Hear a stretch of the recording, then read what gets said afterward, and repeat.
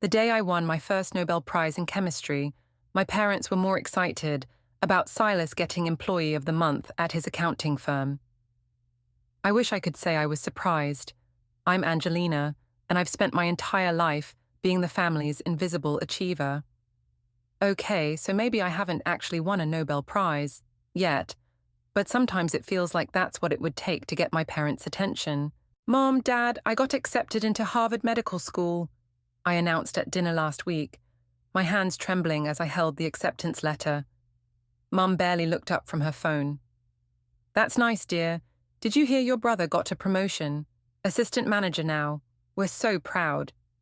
I watched Dad beam at Silas, who was shoveling mashed potatoes into his mouth, completely oblivious to the moment being stolen from me. Again, assistant manager at a mid-tier accounting firm, I muttered under my breath, versus Harvard Medical School. Sure, that makes sense. What was that, sweetie?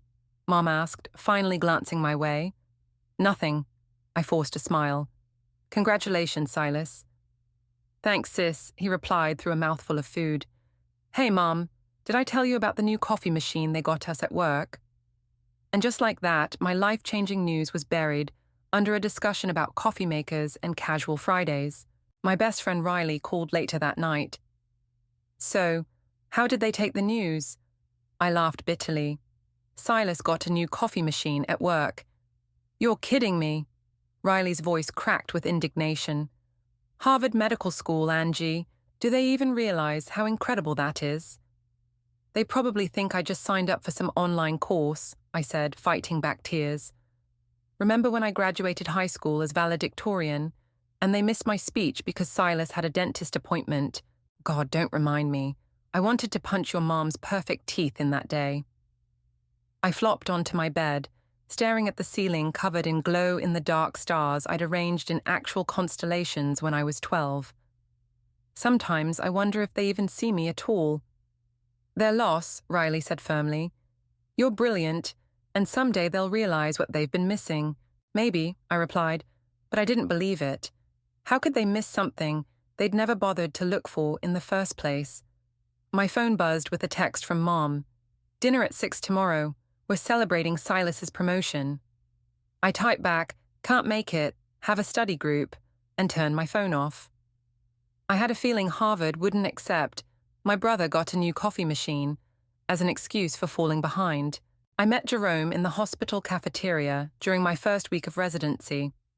He was the only other person who looked as exhausted as I felt at 3 a.m., hunched over what had to be his 5th cup of coffee. Is this seat taken? He asked, gesturing to my table with his own coffee cup. Every other table seems to be occupied by sleeping interns. Go ahead, I said, moving my medical journals aside. Though I can't promise I won't fall asleep mid-conversation. He smiled, and despite my exhaustion, I felt my heart skip. I'm Jerome, cardiology fellow. Angelina, first-year resident and currently questioning all my life choices. We talked until sunrise. It turned out Jerome wasn't just handsome and smart. He actually listened when I spoke. Really listened. So you developed a new method for early detection of autoimmune disorders? He asked, genuinely interested. That's incredible. It's still in the testing phase, I said, waiting for him to change the subject like my family always did. Instead, he leaned forward. Tell me more about it. 2 weeks later, he invited me to dinner at his parents' house. I tried to decline, panic rising in my throat. Meeting parents never went well. They always seemed to sense my own family's indifference and assumed there must be something wrong with me. Please, Jerome insisted. My mom's making her famous lasagna, and my dad's dying to meet the brilliant doctor I can't stop talking about. The moment I walked into the Mac household, Victoria enveloped me in a warm hug. Jerome's told us so much about you. He mentioned you're publishing a paper soon. Oh, yes, I stammered, unused to this kind of attention. It's about early detection methods for autoimmune disorders. Sterling, Jerome's father, appeared from the kitchen. I read about your preliminary findings in the medical journal. Fascinating approach. I blinked in surprise. You read medical journals? Only when my son won't stop raving about his girlfriend's groundbreaking research. He winked. During dinner, they asked questions about my work, my goals, my interests. They listened. They remembered details. When Victoria brought out dessert, she decorated the plate with "Congratulations on the paper" in chocolate syrup.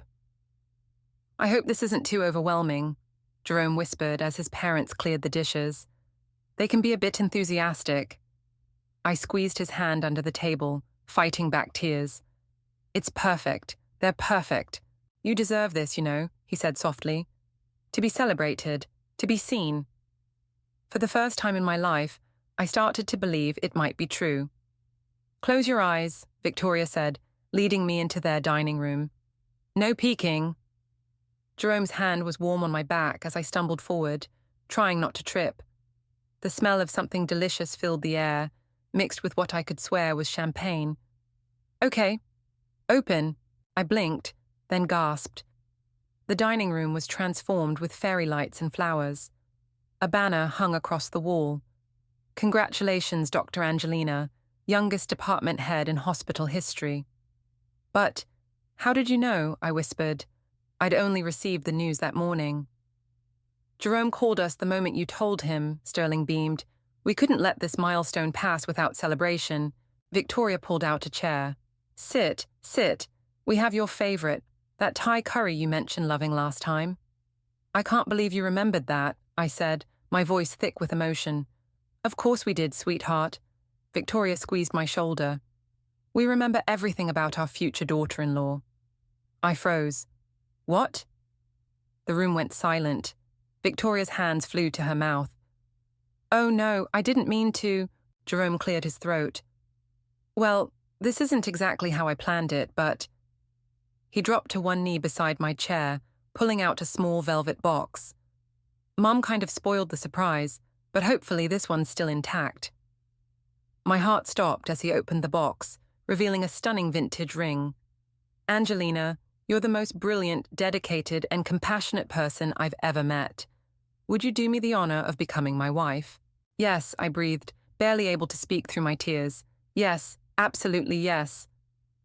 The ring slid perfectly onto my finger as Victoria and Sterling cheered. Jerome pulled me into a kiss, and for a moment, everything was perfect. Then Sterling raised his glass. "To the future Doctor and Dr. Mac." My stomach lurched. I hadn't even thought about telling my parents. Jerome must have sensed my tension. "We don't have to tell them right away," he whispered. But before I could respond, a booming voice came from the doorway. "Tell who what?" We turned to see Rex, Jerome's uncle, who'd apparently arrived late to the party. "Oh, sorry. Did I interrupt something?" "Wait, is that an engagement ring?" "That's wonderful. I just had lunch with Harold and Greta yesterday. They must be over the moon." My blood ran cold. Rex was my parents' neighbor. "Actually," I started, but it was too late. Rex was already pulling out his phone. "Let me text them congratulations right now. They didn't mention anything at lunch, must have been keeping it quiet." I watched helplessly as he typed, knowing that in moments, my perfect bubble would burst. My parents were about to enter the picture, whether I was ready or not. Jerome squeezed my hand. "We'll face them together," he promised. But he didn't understand. Nobody could truly understand what it meant to face the Murphy family's particular brand of indifference.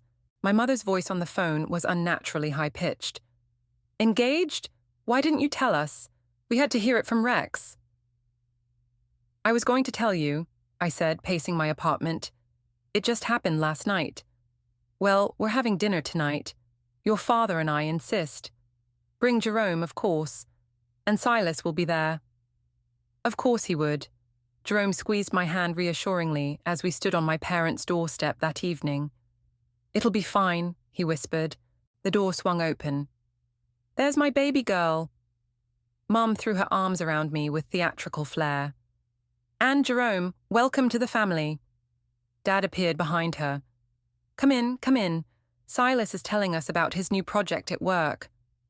The living room looked exactly the same. Dozens of Silas's mediocre sports trophies displayed prominently, while my academic awards gathered dust in a box somewhere in the attic.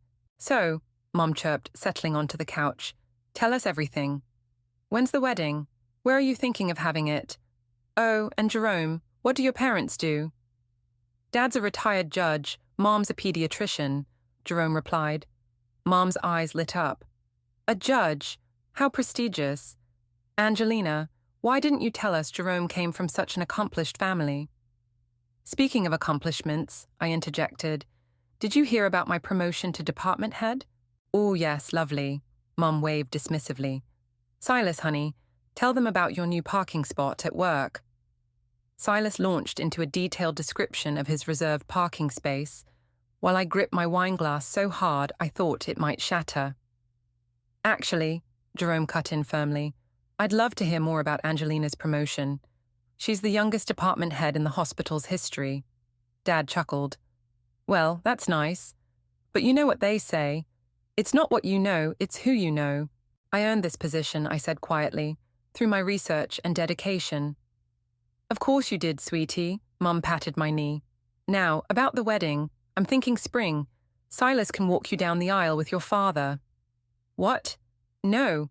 I stood up abruptly, wine sloshing in my glass. Dad's walking me down the aisle, alone. But your brother... My brother has taken enough of my moments, I snapped. This is my wedding. An uncomfortable silence fell over the room. Silas stuffed a handful of chips into his mouth, oblivious to the tension. Well, Mom finally said, her smile strained. We'll discuss it later. Oh, did everyone hear about Silas's new coffee machine? Jerome's hand found mine under the table, and I knew he finally understood what I'd been trying to tell him about my family all along. Your mother called me again, Riley said, helping me sort through wedding RSVPs. She wanted to know if I could convince you to let Silas co-walk you down the aisle. I slammed down the stack of cards. She's unbelievable. Yesterday she suggested I should skip the wedding speech because Silas is so much better at public speaking. Silas, who threw up during his 5th grade book report? The very same. I picked up my phone, displaying the latest text from Mom. Honey, are you sure about that red wine? Silas says white is more sophisticated. Riley snorted. Since when is Silas a wine connoisseur? Last time I saw him, he was drinking beer through a funnel. Since Mum decided he should be my unofficial wedding planner. I scrolled through more messages. Oh, look at this one. Darling, Silas thinks your first dance song choice is too modern. I can't believe they're still doing this to you, Riley said, her voice hardening, even at your own wedding. The doorbell rang, Victoria arriving for our final dress fitting. She took one look at my face and knew something was wrong. What happened? She asked, setting down her bag. Just my mother being... herself. I showed her the texts. Victoria's usual warm expression turned stern. This has to stop. You're the bride, not Silas. Try telling them that, I laughed bitterly. Yesterday they suggested Silas should give the welcome speech because he's so charming with crowds. No, Victoria's voice was firm. Absolutely not. This is your day, Angelina. Your moment. Riley leaned forward. You know what? Maybe it's time you told them exactly how you feel. At the wedding. What do you mean? Give a speech they'll never forget. Tell everyone exactly what it's been like living in Silas's shadow. Make them finally hear you. I felt my stomach clench. I can't. Why not? Victoria asked softly. You've earned this moment. Maybe it's time they understood what they've done. My phone buzzed again. Mom. Silas thinks your choice of flowers is too bold. He suggests something more traditional. You know what? I stood up, something shifting inside me. Maybe you're right. Maybe it's time everyone knew the truth. That's my girl, Riley grinned. Want help writing the speech? No, I said, a plan already forming. I think I've been writing this speech my entire life. Victoria squeezed my hand. Whatever you decide to say, Jerome and I will support you completely. My phone buzzed once more. Mom, Silas thinks your medical career might be too demanding for a new bride. Have you considered something more relaxed? I turned off my phone, a strange calm settling over me. In 3 days, they would finally hear everything I'd been holding back for 28 years. The wedding ceremony went perfectly, almost too perfectly. Mom behaved, Dad walked me down the aisle alone, and even Silas managed to stay quiet. But I knew it wouldn't last. "Your brother looks so handsome in his suit," Mom whispered during the reception photos.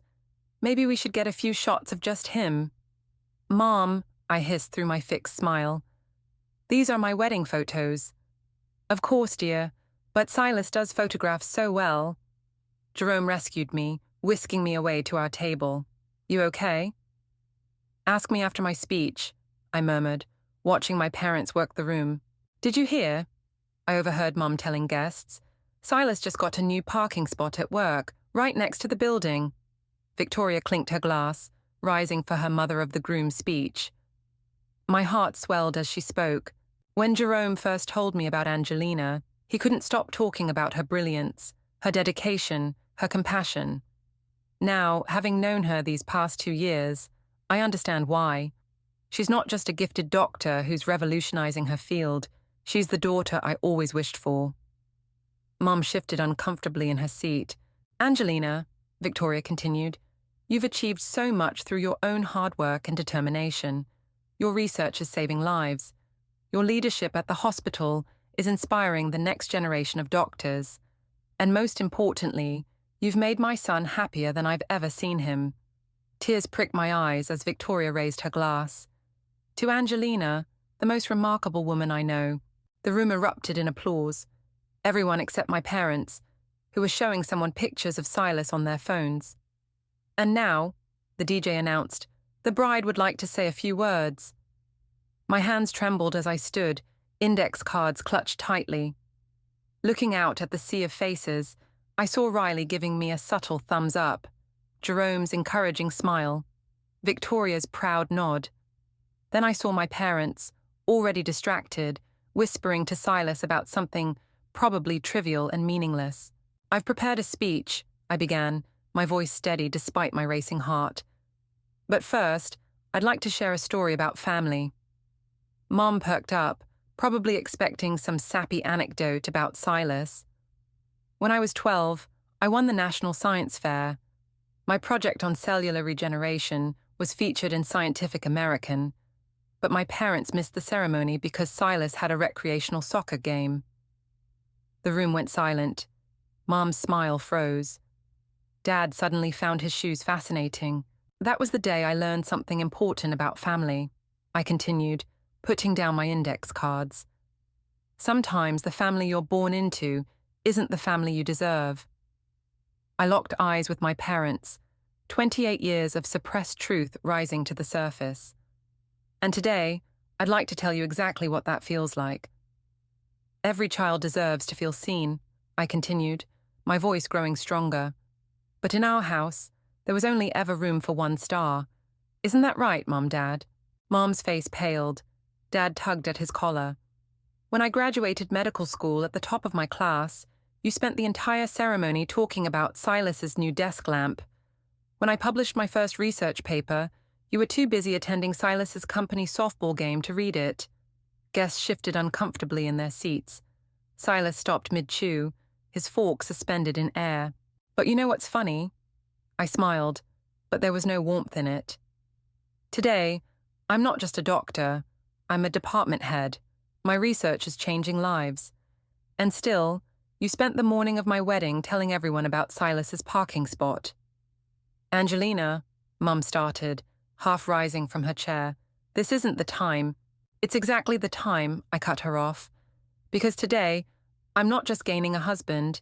I'm gaining real parents, ones who actually read my research papers, who celebrate my achievements, who see me for who I am." Victoria and Sterling sat straight-backed, proud tears in their eyes. "So thank you, Mum and Dad, for teaching me what family shouldn't be. And thank you, Victoria and Sterling, for showing me what family should be." I turned to Jerome, who was beaming at me. "And thank you, my love, for giving me the courage to finally say all this."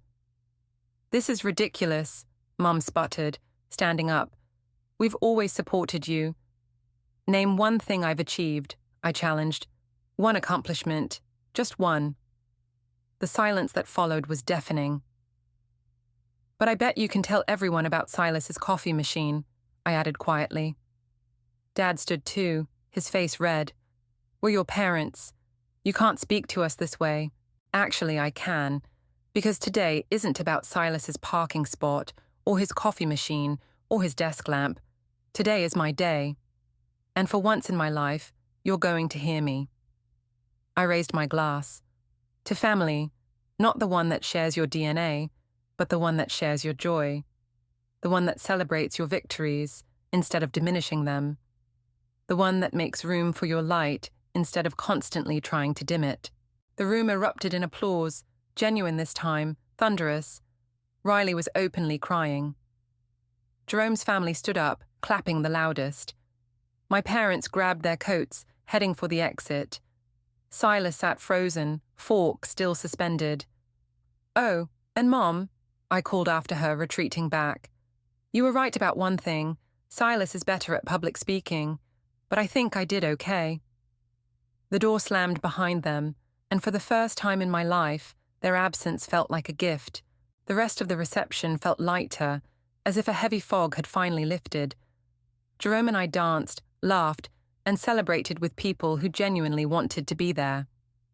As the night wound down, I stepped outside for some air. The autumn breeze carried the faint scent of approaching rain.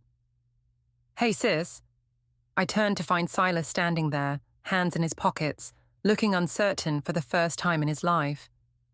"If you're here to defend them," I started. "I'm not." He moved closer, leaning against the wall beside me. "I'm here to say I'm sorry." I blinked, surprised. "What?" "I knew what they were doing. I always knew. And I never stopped them." He kicked at a pebble. "The truth is, I was scared. If they noticed how amazing you were, they'd finally see how ordinary I am." "Silas, no, let me finish." He ran a hand through his hair. "You deserved better. From them and from me. And you were incredible in there. Terrifying, but incredible." A laugh escaped me, unexpected and genuine. "Terrifying? Are you kidding? I nearly wet myself and it wasn't even directed at me." He smiled, then grew serious. "I saved all your articles, you know." "What?" "Every paper you published, every news mention, I have a folder." He pulled out his phone, showing me a digital collection of my achievements. "I was proud of you. I just didn't know how to say it without making Mom and Dad notice the difference between us." Tears pricked my eyes. "I never knew. That's on me." He straightened up. "But I'm done being their golden child. It's exhausting, and honestly, that parking spot isn't that great. Someone dinged my door last week." I laughed through my tears. "So," he said, "think there's room in your new family for a reformed idiot brother?" Before I could answer, Victoria poked her head out. "There you are. Jerome's looking for you. It's time for the final dance." "Coming," I said, then turned to Silas. "Want to join us? There's always room for family who actually shows up." He grinned. "Even if I tell everyone about my coffee machine." "Don't push it." Inside, Jerome wrapped his arms around me as the last song played. Riley was teaching Sterling some ridiculous dance move. Victoria was collecting cards and gifts, already in full mom mode. "No regrets?" Jerome whispered in my ear. I watched Silas awkwardly attempting to copy Riley's dance moves, looking happier than he had in years. "None," I said. "Sometimes the best revenge isn't about getting even, it's about getting free." Jerome kissed my forehead. "Ready to go home?"